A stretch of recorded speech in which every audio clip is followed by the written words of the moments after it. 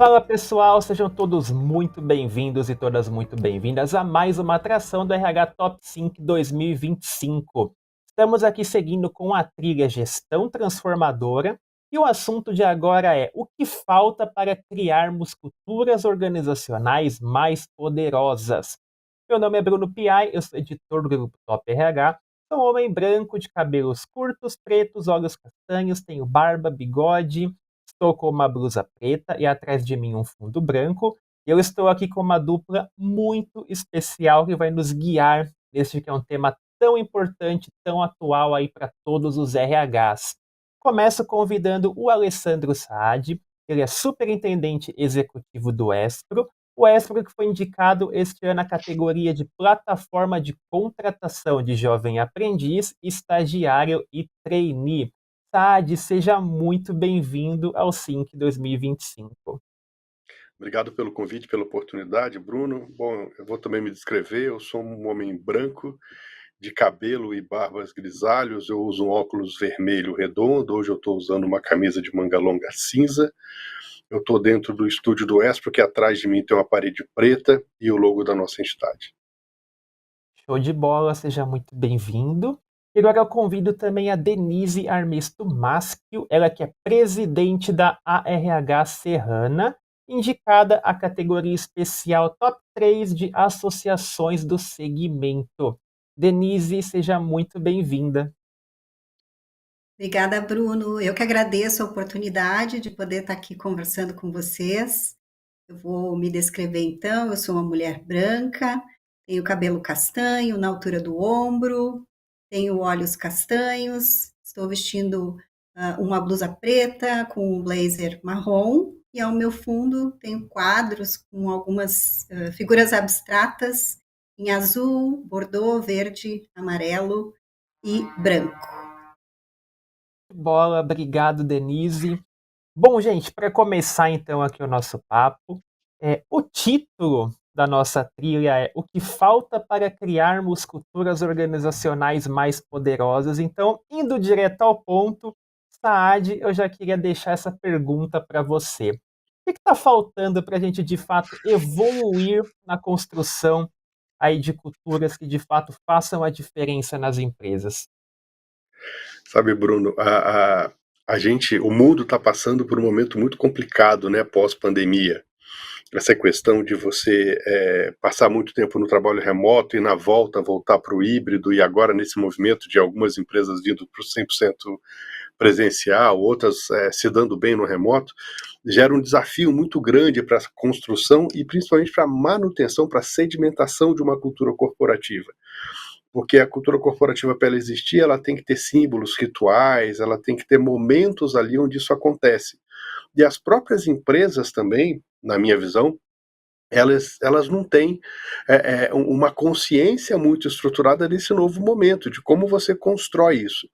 Então, eu acho que a primeira coisa para se construir uma cultura poderosa, né, o que falta, assim, é primeiro a gente entender o momento da própria empresa, para que ela possa, a partir daí, construir a sua cultura. Mais para frente eu posso até contribuir, que a gente está fazendo exatamente essa virada aqui no Extra. A gente está passando por uma transição que a gente chama de estatal para startup.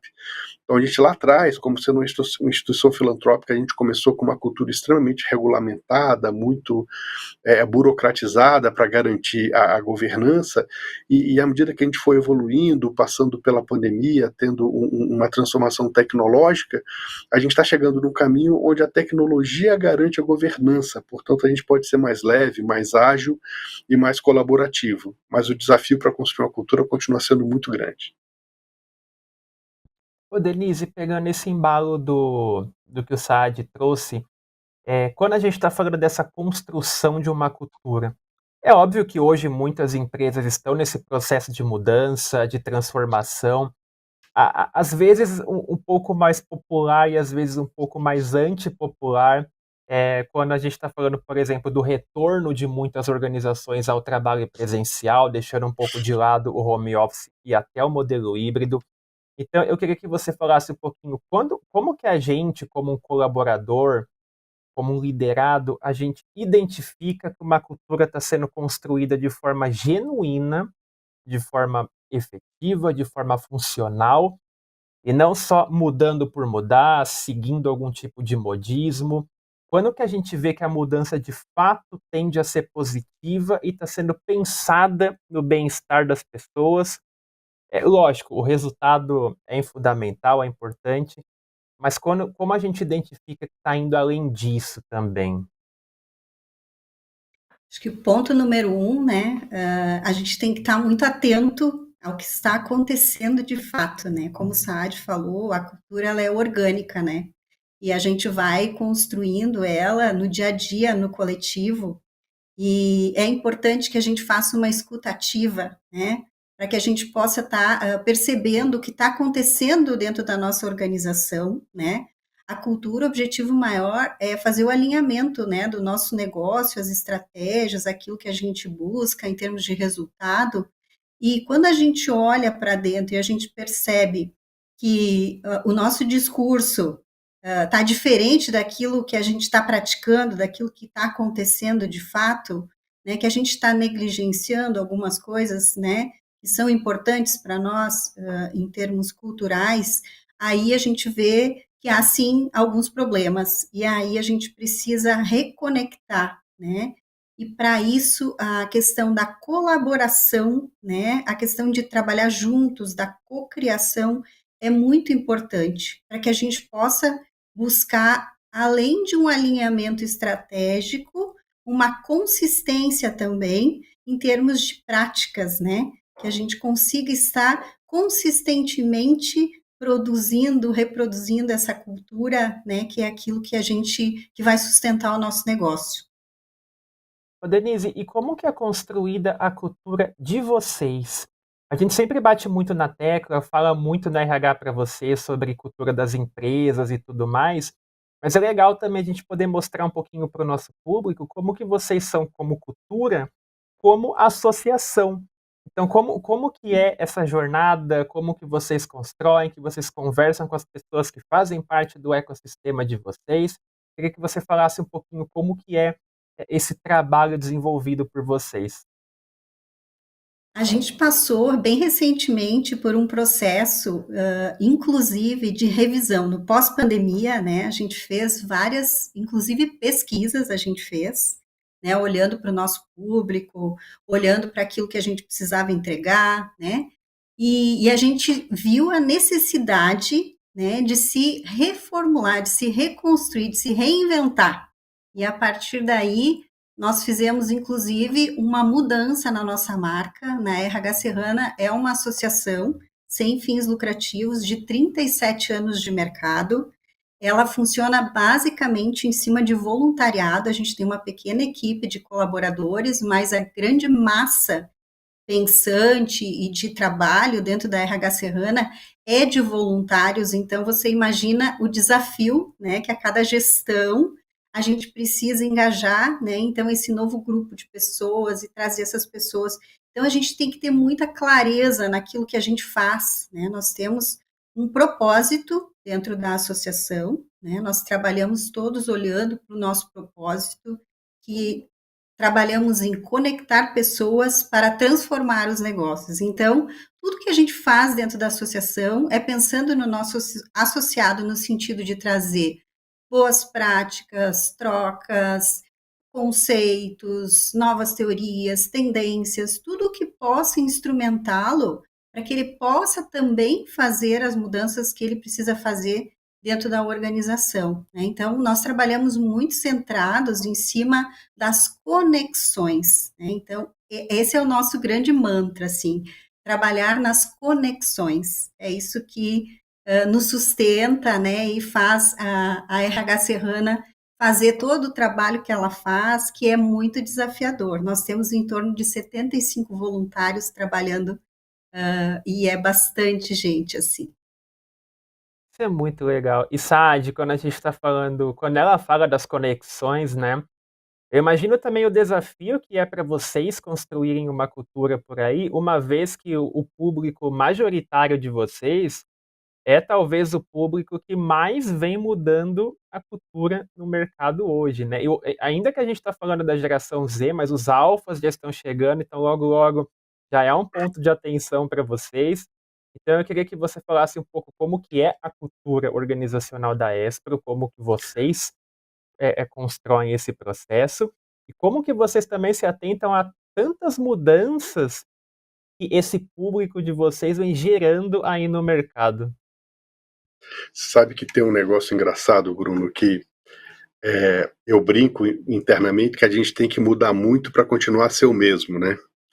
O Espro, esse ano, completou 46 anos Uhum, e eu estou à frente do Espro há 6 como superintendente. E eu já entrei com o desafio de fazer uma transformação tecnológica, uma transformação cultural e uma mudança nos serviços que a gente oferece à sociedade para impactar os jovens, né?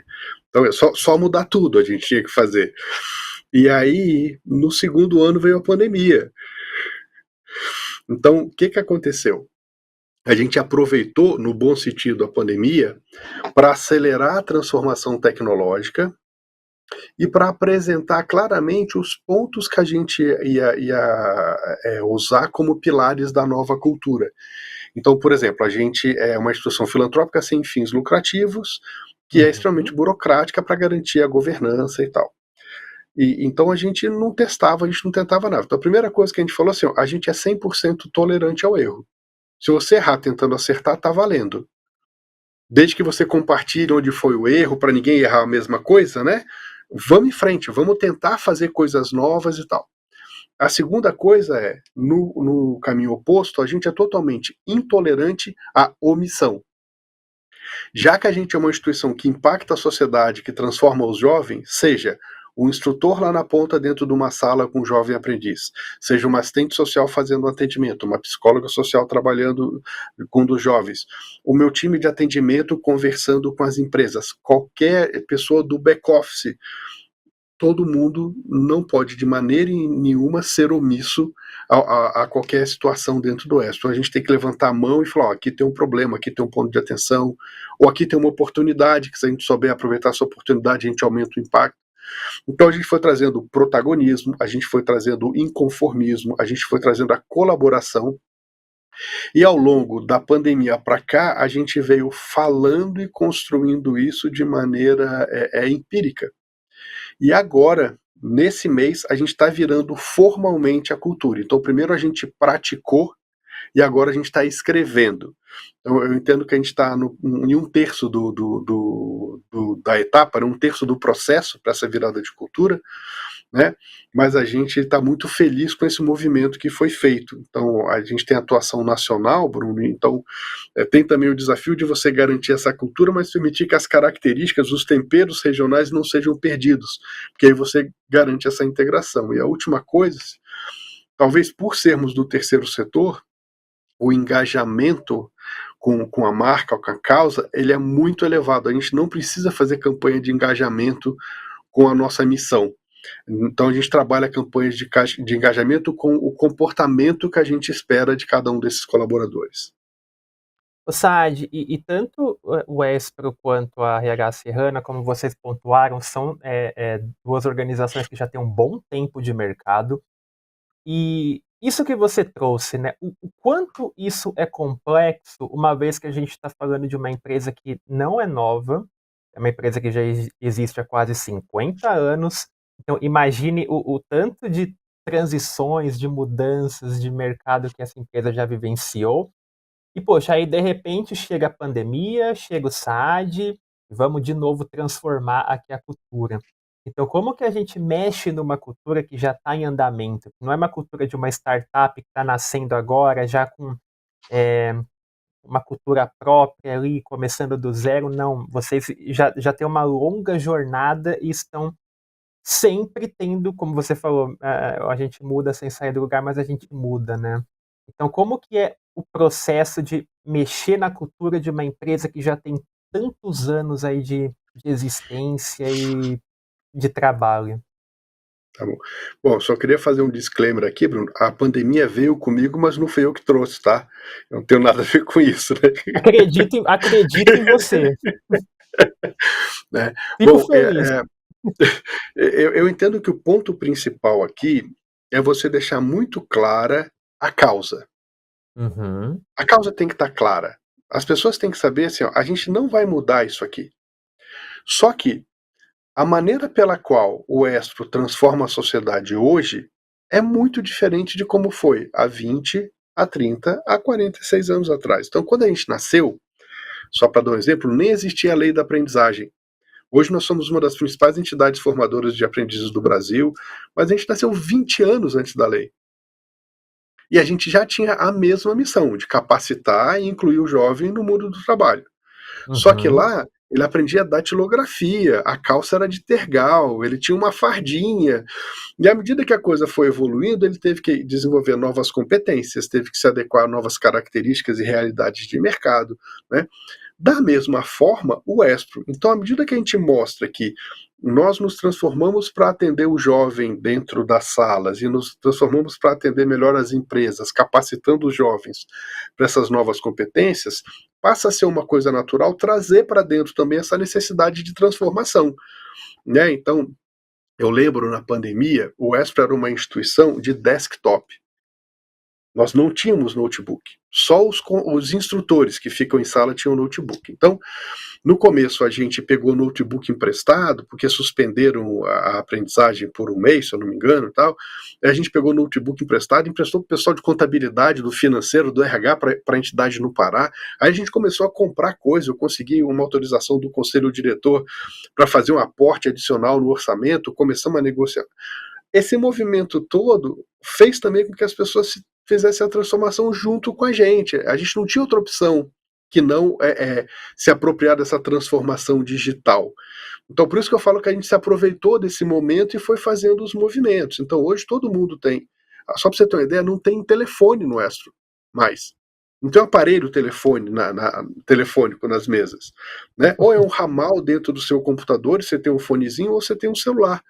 Né? Mas, putz, quando a gente voltou da pandemia, assim, acho que o universo conspirou de um jeito, porque a gente estava saindo da nossa matriz, indo para outro lugar, mudando todo o conceito. A gente saiu de um predinho de 7 andares e com 1.000 metros e foi para 2 lajes de 1.000 metros cada uma, com open space, com conceito de... eu tô dentro do estúdio, nossa matriz tem um estúdio, porque a gente produz muito conteúdo, né? Então, assim, as pessoas foram vendo já a transformação e meio que incorporando. O que a gente fez foi sempre bater a tecla todos os dias da importância disso, da continuidade dessa evolução. Então, assim, eu entendo que o desafio é esse, assim, é você respeitar as características locais quando você tem uma abrangência nacional, né? Ser totalmente explícito no que são os valores da instituição, né? E criar os rituais que você pode, de maneira lúdica, divertida, assertiva, recorrente, validar os pilares da sua cultura. Muito bom. Ô Denise, agora com a tranquilidade, né, de saber que o SAAD não trará uma pandemia quando a gente terminar o assunto aqui, eu queria que você falasse um pouquinho onde fica o RH dentro de tudo isso que vocês trouxeram. Qual que é o papel do RH na cultura organizacional?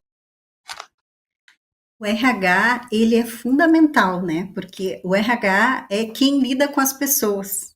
E a cultura, ela só vai existir se ela estiver dentro da empresa através das pessoas. Então, o RH, claro que obviamente apoiado por todas as lideranças que estão ali dentro do contexto organizacional, ele tem que ser um dos guardiões desse processo, né? Junto com as lideranças, então o RH ficar atento, fazer a escuta necessária, fazer os ajustes que forem necessários, né? Então, o RH, eu vejo assim que o grande desafio, na maioria das empresas, pelo menos aqui no Sul, onde eu fico, né, é que tem muitos RHs que ainda têm como papel a questão operacional, né, ainda estão muito estruturados para atender processos, né, muito preocupados se rodou ou não rodou um ciclo de avaliação, tal, e aí as coisas vão acontecendo no dia a dia e tu não consegue fazer o ajuste, né, que é necessário, ou desenvolver as pessoas, né, dar voz para elas, montar programas onde elas possam estar trazendo as coisas para vocês, né? Então, eu acho que o RH, ele se torna muito estratégico quando ele é o elemento de conexão das pessoas com a estratégia do negócio, que eu acho que é esse o grande pulo do gato, né? Os nossos RHs entenderem que eles precisam ser menos operacionais e que eles precisam atuar de uma forma mais estratégica dentro desse processo. E aí sim a gente vai ter uma cultura forte, quando a gente conseguir ter tudo conectado aí dentro desse olhar, né, de estratégia do negócio. Denise, pelo que vocês dois trouxeram também, quando a gente está falando da construção de uma cultura, claro que não é uma missão fácil, leva tempo, tem uma série de questões, e imagino que seja ainda mais complexo quando a gente não está olhando para o interno, mas está olhando para o externo. Vocês, no papel de uma associação, tem toda uma missão aí junto aos RHs, vocês têm um evento super incrível, super reconhecido. Como que vocês contribuem também para ajudar as empresas, ajudar os associados a também terem um pouco mais de lucidez nesse processo da construção de cultura organizacional deles? Então, como que vocês podem ter um papel também externo para ajudar, para não só se envolver, claro, fazendo a lição de casa de vocês, mas também para plantar uma sementinha de mudanças, de estratégias dentro também de outras organizações? Uhum. Quando a gente fez aquele movimento que eu comentei anteriormente, né, de algumas mudanças que foram importantes e significativas ali para o nosso funcionamento, né, também no pós-pandemia, a gente também acabou desenvolvendo, né, um manifesto, né, através do nosso manifesto, a gente coloca essa pulga na orelha do RH, porque quando você entra na RH Serrana, você vai ouvir o manifesto, e lá, de certa forma, a gente está dizendo, ou você é parte do problema, ou você é parte da solução. Cabe a Uhum, você ser o protagonista, assuma esse papel, né? Então, o nosso manifesto, ele traz muito esse tom, sabe? De que é necessário a gente se posicionar, né? Como o Saad falou antes, né? A gente não tolera a omissão, né? uhum. Então, a gente precisa se posicionar, a gente precisa estar atento, a gente precisa ser intencional no que a gente está fazendo, né? Porque a cultura ela exige essa intencionalidade também, né? Senão ela não sai ali do campo das ideias, ela tem que ir para o campo do orgânico, né? Do dia a dia, né? Então, acho isso fundamental dentro desse contexto e é a forma como a gente procura, dentro de toda a nossa programação, dos nossos eventos, a gente está sempre muito preocupado em trazer um tom provocativo, em trazer um tom questionador. A gente não está ali para trazer respostas, porque acho que as respostas a gente também não tem, né? A gente está construindo essa nova realidade, isso tudo é muito novo para nós, né? Mas a gente quer pensar sobre, e eu acho que é importante que a gente possa abrir a nossa escuta, estar atento ao que está acontecendo, né, para poder pensar melhor o que a gente vai fazer para a gente conseguir ser mais estratégico dentro das nossas organizações. Saad, encaminhando para o final, eu acho super importante quando a Denise traz esse ponto de abrir a nossa escuta, né, que é um ponto que a gente tanto aborda hoje da escutativa, da construção da cultura ser compartilhada. Então, os colaboradores têm um papel muito ativo nessa jornada de transformação. Para a gente encerrar, eu queria que você falasse um pouquinho quais hábitos hoje não servem mais. Poxa, a gente está falando de uma mudança genuína, a gente está falando de uma transformação, a gente está falando de um pós-pandemia. O que que o RH, o que que a liderança tem que deixar para trás? Hábitos que outrora talvez funcionassem, mas que para hoje não vão mais funcionar. Enfim, só pincelasse um pouquinho qual é o melhor caminho aí para as empresas seguirem hoje e qual é o caminho que elas não devem mais seguir hoje. Sabe que a gente gosta muito daquele livro Cinco Desafios das Equipes, do Lencioni, né? E do Infinity Gain, do Simon Sinek. Então a gente usa muito esses pilares. Então a primeira coisa aqui é, para que uma cultura seja forte, ela precisa ter líderes maduros o suficiente para apontarem um para os outros, né? Então, só isso que você fez não está correto. E isso que a sua área fez prejudicou o processo, prejudicou a instituição, prejudicou o time, prejudicou o jovem lá na ponta. Como é que a gente faz para isso não acontecer de novo, né? Então, esse para mim é o primeiro ponto, né, de você ter uma liderança madura, o que é super difícil, principalmente como latinos que somos, né, toda vez que a pessoa aponta um comportamento, eu acho que ela está parando de gostar de mim, aí eu me sinto mal, né? Então, o primeiro ponto é esse, assim. O outro ponto é você ter uma colaboração contínua, né, então assim, ó, cara, se alguém errar ou se alguém acertar, é o todo que vai se dar bem ou se dar mal. Então, essa colaboração ela tem que ser contínua. Uma terceira coisa, você tem que ter uma apresentação explícita do que você espera de cada colaborador. Né? Explicitamente, o nosso contrato, o nosso acordo aqui é que você saia deste ponto e chegue naquele ponto, que você conduza o seu time dessa ou daquela forma. E o Infinity Game, né, só para fechar, do Simon Sinek, ele traz, entre outras coisas, né, o conceito de você ter um rival digno, né, de você saber contra quem você está dentro da arena, né, mas principalmente que você está num jogo de longo prazo, você está ali muito mais do que para ganhar aquele ano, aquele exercício fiscal, você está ali para perpetuar o seu negócio. No nosso caso faz muito mais sentido ainda porque nós somos um negócio social. Então, se nós conseguimos perpetuar o Espro e o seu impacto na sociedade, nós estamos cumprindo a nossa missão e estamos agindo dentro da cultura que está sendo construída no Espro. Muito bom. Saad, Denise, a gente está chegando ao final aqui do nosso papo. Muito obrigado pela participação de vocês. Incrível conhecer um pouquinho mais do trabalho da RH Serrana, do Espro. Parabéns pelas indicações ao Top of Mind de RH deste ano. Tenho certeza que quem está aqui com a gente gostou muito do que vocês trouxeram. Pena que dura pouco, né? Se dependesse de mim, a gente podia manter esse papo por mais 1 hora e meia. Estou com a agenda livre, não sei vocês, mas muito bacana mesmo toda a contribuição.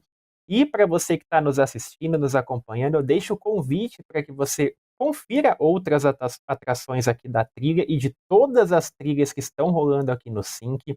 Tem muita coisa acontecendo, temas mais variados, o evento está muito bacana. E deixo o convite também para que vocês participem do Top of Mind de RH. É RH e não votou ainda? Entra lá no site, faz um cadastro bem rapidinho que você já pode votar em quantas categorias você quiser. E você também contribui ativamente aí para transformar o RH, para mudar culturas e para deixar a área cada vez mais forte, tá bom? Pessoal, muito obrigado pela participação e a gente se vê em outras atrações ao longo do Sync 2025. Até mais! Para conhecer mais sobre o prêmio e todos os indicados, tenha sempre por perto os anuários Rumo ao Top e os eleitos. Acesse e receba a edição impressa ou digital. A votação para o Top of Mind de RH termina no dia 30 de setembro. Acesse e vote. Garanta seu lugar na noite de premiação deste ano. Os ingressos já estão à venda.